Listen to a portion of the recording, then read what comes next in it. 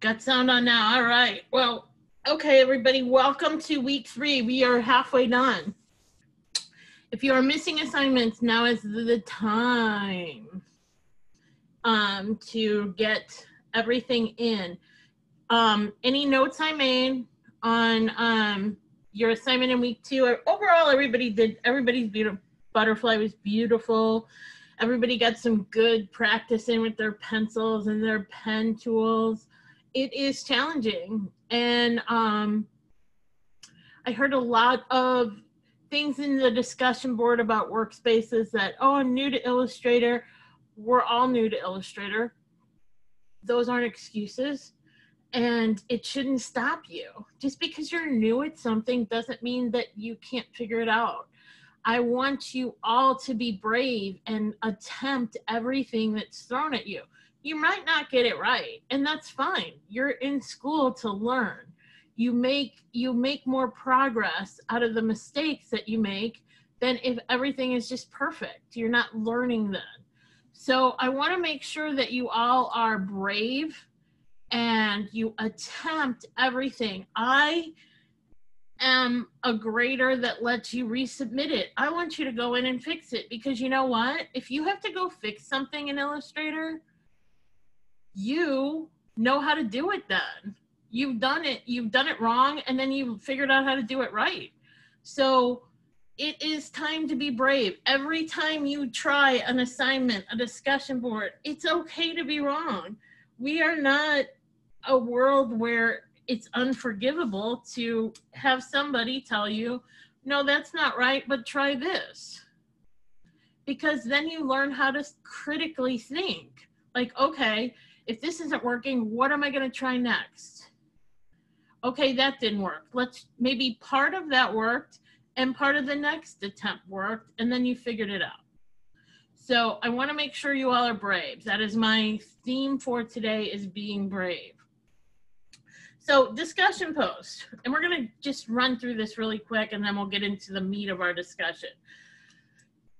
So what do I expect out of a discussion post? And you have to do one in every class, in every mod, at your time at Independence University. So what does that mean?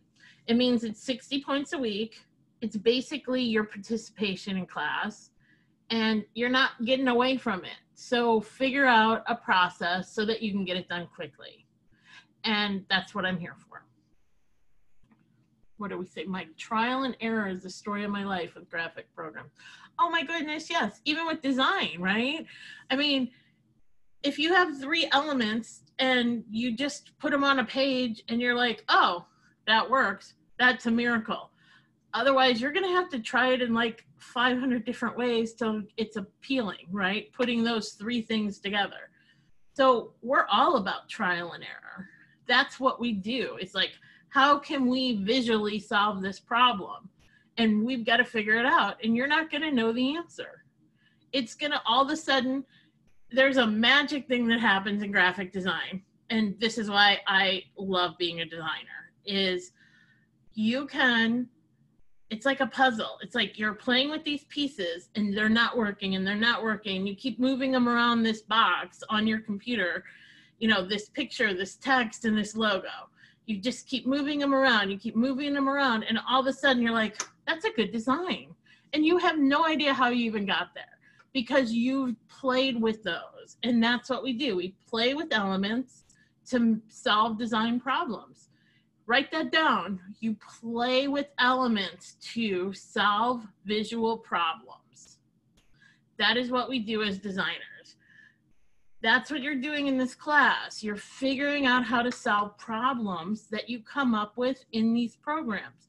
I can't teach you everything about Illustrator. No one can.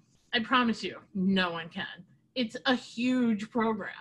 I'm teaching you skills that you can use in Illustrator. And you're going to build on those skills. Every time you do another design, every time you take another class, you're going to learn something new about Illustrator. I'm still learning things new about Illustrator 20 plus years later. So everybody needs to chill out in these beginning classes, okay?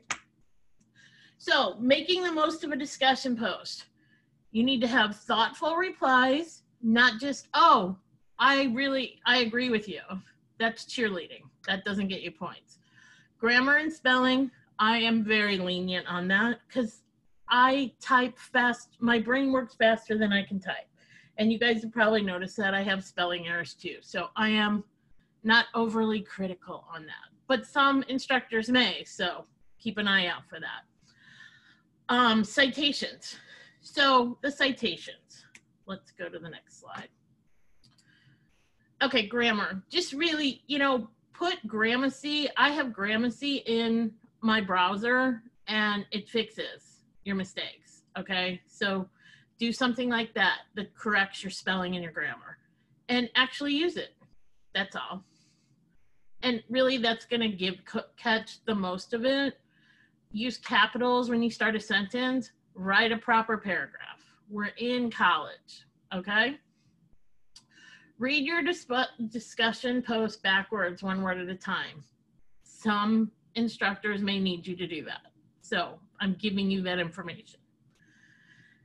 Grammarly are similar sites. You can post, like if you type your initial post in Word, it's gonna fix most of your grammar and then you can copy and paste it. And that way, that gives you that time that you're copying it from Word to the discussion, gives you time to think and make sure that you have hit all the points you wanted to. So it kind of slows you down just enough to give you a thoughtful time that, okay, did I hit the point that I want to make?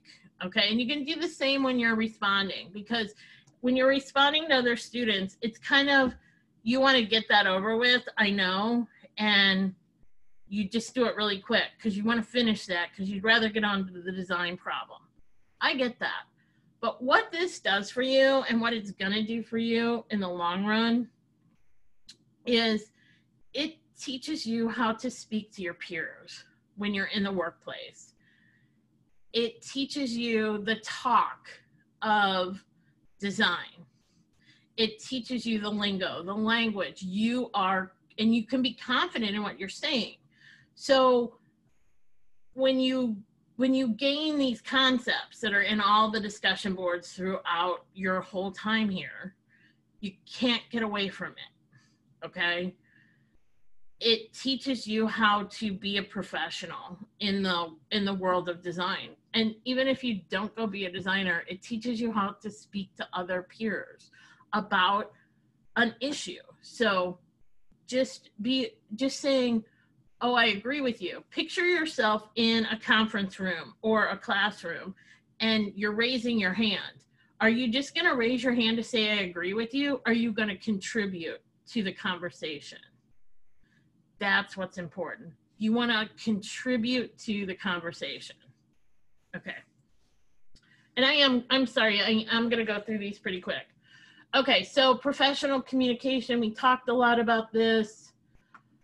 Use your names, please. When you're corresponding with anyone, sign your name at the bottom. We want to know who said this. It's important. Be proud of what you say. Put your name on it. Put your name on every email that you send to any instructor. Put your name on any text that you send to an instructor. Be proud of what you say and put your name on it. That is communication. You don't want somebody to have to send back an email, who am I speaking with? That makes everybody feel uncomfortable, okay? So that's that. And then thoughtful replies. Just be thoughtful. Like if they say something you don't agree with, that's fine. You can say, you know what? This is what I found when I was researching. So maybe could you explain to me what you found because it differs? And then you have a conversation and you're respectful. So, or you can say, you know what? I do agree with what you say and this is why. And you explain why you agree. Not just, oh, I agree, or oh, good job. You guys don't need each other to tell each other that you've done a good job. That's why I grade, right? So you want to, I'm grading you on how you're having a conversation with your with the other students. So think about it in those terms. Okay. Citations. Okay. I am not a stickler on it. Here's what I think in my classes, okay? And other instructors may have other theories on this. So like plagiarism is today's discussion board.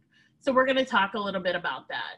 And you already have an idea of what plagiarism is, or how you feel about it, or if it's happened to you, or you have a story behind plagiarism.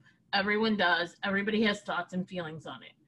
So I want you to talk about it. And then as you're talking about it, as you start writing about it, then you like go look, you do a Google search for a topic that is plagiarism, graphics and plagiarism, whatever it is you're kind of talking about, illustration plagiarism, art plagiarism, whatever. You just do a Google search.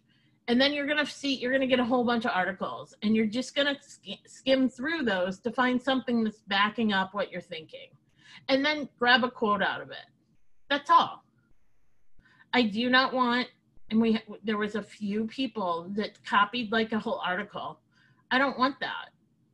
I want you guys to have a conversation. This is a conversation. It is as if you're standing in front of somebody and you're talking to them. That's what I want you to think about. Okay. And you guys know how to do this. It's just that it's simple.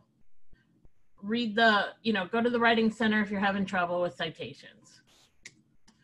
Okay, the Writing Center, please go use them if you are uncomfortable writing. They are there for you. They will help you. And these are skills like the Writing Center, like right now, make sure that you gain those skills. If they give you some tips of how to write better, right now you're in the beginning of your college career, think about when you have to write a paper. Yeah, Michael, it is. It's a great source. And plus it's like, okay, I'm terrible at math, okay? If you think about it, if I would have had, I'm old, and I'm in my 50s, so I went to all Catholic schools, so math wasn't the highest priority. Religion class was, and that's just my little side note. Please don't quote me on that, even though it's recorded. If somebody would have taken time with me in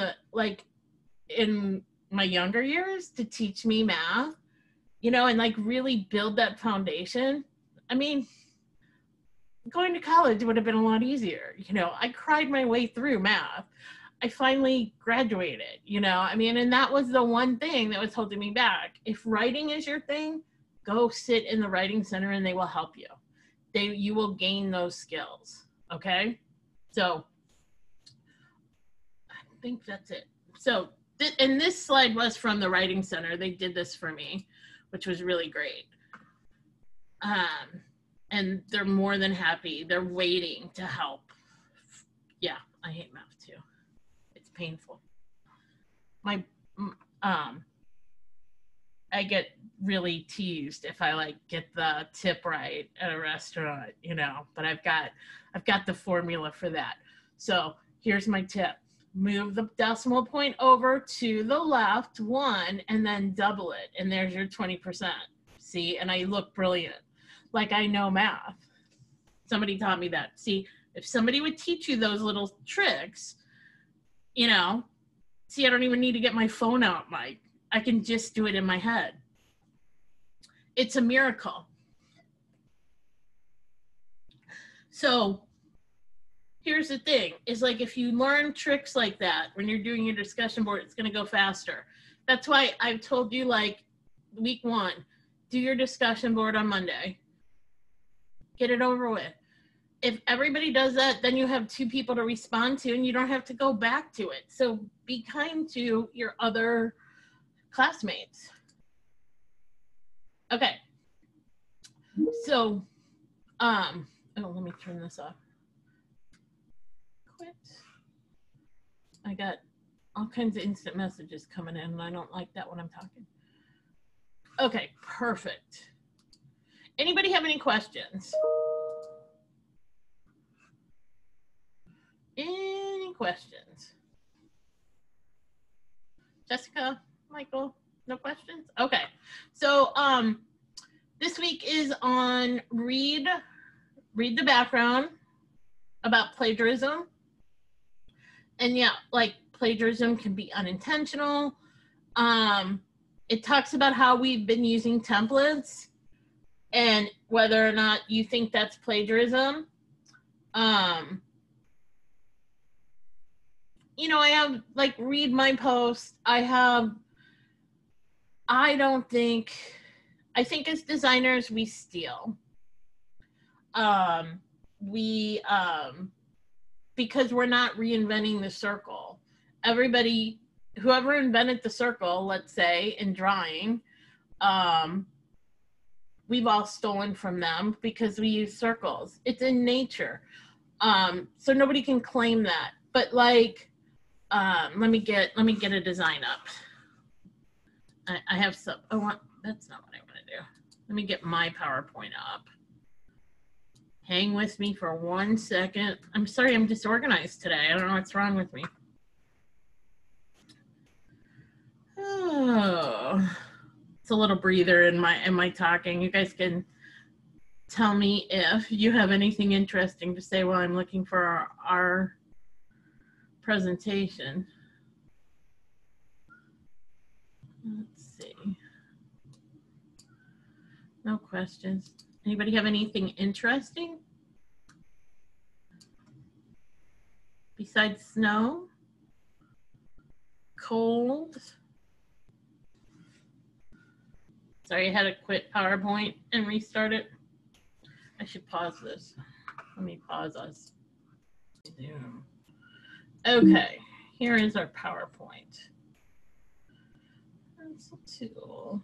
All I want. Okay.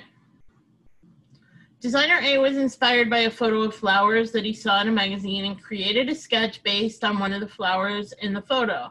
He scanned the sketch and then utilized it in a template layer to create an icon to use as part of a logo. Okay, did he plagiarize? No way. Okay, B, found a photo of a dragonfly on the internet. He dragged it to his desktop and created a template layer for it from it in Illustrator. He used the image to gauge the proportion and overall shape of the dragonfly, but simply simplified it quite a bit. In fact, the final image looked nothing like the original photo except for the overall shape. That's fine too. Okay, this is what I wanted to talk about. Okay, here is plagiarism. So this is, I think this is Airbnb, right? This logo. This is it on the left, and somebody did something very, very similar on the right. Okay, this is plagiarism, right? Everybody got that? I mean, they changed it, but they didn't change it enough. I mean, just changing, see the little space in the middle circle, it's a little bit different, and the stroke is a little bit thinner. It's not enough. So if I was the designer of Airbnb or I was Airbnb, I could literally go sue whoever did this second one, and I would probably win. So, and think about it in terms of music. What's the good one? Like, what's his name? Vanilla Ice and David Bowie. Like, he stole that. Oh, I'm terrible at music. The beginning, he stole it, and it was so obvious. And he was like, no. He was like, he like changed one note, and it's like, you can't just change one note. You have to come up with your original. I mean, and we're in a world where a lot of people have done a lot of things with art. So how do you be original? It's like, you got to change it a lot. So this one, this is where like things get muddy. Okay. So on the left is a design, right? And it's just a layout. It's your average layout in life. Now, did the right steal? Did one of them steal from each other? Yeah, sort of, maybe, but there's enough different elements in it that it's a common thing. This is common. You can't have this visual property over like things scattered on a desktop like this. You know, you may want to, you know, if this was like somebody in your work, you would want to change it a bit, right? But these are where we get inspirations. Let's see what else I got. Okay, this one's funny. You know, not changed enough, right? And when you think about, when you look at these things and when you're talking about your discussion, I want you guys to think about like, okay, if somebody gave me this, this will happen to you as a designer too. Somebody will hand you a piece of paper. Here's this is a funny example, and I've got tons of these, is I was working at my paper, and one of the clients for St. Patrick's Day wanted to use the box of Lucky Charms and just put their logo in it. And the sales rep was new, and he came back to the office, and he had the box of, I remember it because he actually went to the store and bought a box of Lucky Charms and puts it on my desk, and he's like, just scan this and put their logo in. And I'm like, I can't do that. And he's like, I don't understand. He was new. He'd never sold anything before. He was so excited, and I hated to break his heart, but it's easy to do with salespeople in a newspaper when they just want to make money. And I get that, but I had to not let the paper get sued, right?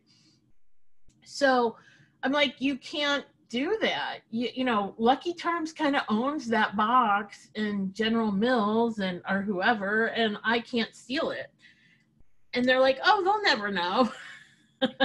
And it's like, there are people for big companies that spend most of their time searching for people that steal their stuff so that they can sue them. Happens all the time. So don't think because you're working at a little bitty newspaper or a little design firm somewhere that Facebook or Apple or big companies would pay attention. They have people that have that job. That is their sole purpose in life. Exactly. And it is like, you will get caught. People bring it to other people's attention. It'll end up on, it used to be, I think it was Jay Leno that used to do like the big mistakes in newspapers. My newspaper got in there a couple times. It was really fun. You don't want to end up like that because your publisher doesn't like that, let me tell you. So make it different. I mean, just changing the font a little bit and moving that over a little bit is just not enough. Okay, so I'm going to end the discussion here in this recording, and we'll jump into